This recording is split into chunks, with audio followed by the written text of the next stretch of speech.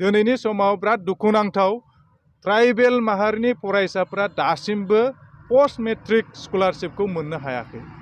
दा बे मानि थाखाय जादों आरो बिनि कुइसनखौ दिनै रोंगोरा नार्जारी बिथां मानगोनां जे राज्य सभानि एमपिनि कुइसनाव बिनि एन्सारा फैदों 2026-27 मायथाइसिमहालागै रिलिज जाबाय बेसेबा खौटि बे आसामनि थाखाय, नाथाय दिनै फरायसाफ्रा दिनै मोनफुंनो हायाखै।